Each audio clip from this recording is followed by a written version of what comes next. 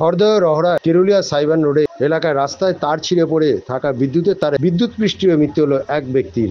ঘটনার খবর পেয়ে ঘটনাস্থলে উপস্থিত হয় বিদ্যুৎ দপ্তরের কর্মীরা ও রহড়া থানার পুলিশ। মৃতদেহ উদ্ধার করে ময়নাতদন্তের জন্য পাঠানো হয়েছে পুলিশের পক্ষ থেকে। আমার ভোরবেলা আজকে 5টা নাগাদ আমাকে ফোন আসলো। আমি আসার পরে আমি দেখি যে এইখানে একজন তার ছিঁড়ে সাইকেলের মধ্যে জড়িয়ে পড়ে আছে, হাই টেনশনের লাইনটা ছিল।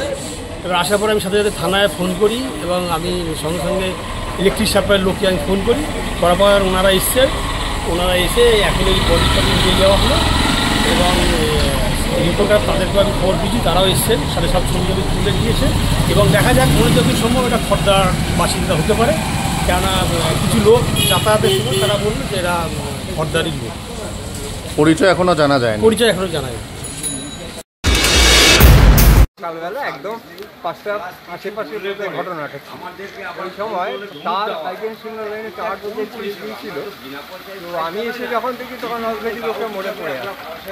যেটুকু শুনলাম তাতে তার হাইটেনশন লাইন তার ছিঁড়ে ওর বডিতে এসে পড়ে এবং পড়ে তারপরে পুলিশ এবং পুলিশকে খবর দেওয়া হয়। তারপরে আসার পরে এই মুহূর্তে অবস্থা এই হয়েছে অবস্থা। চেনা গেছে কি? চেনা যায়নি, অনুমান মাছ ফাছ বিক্রি করে হাতে। আপনার নামটা একটু? আমার নাম কমল ভট্টাচার্য।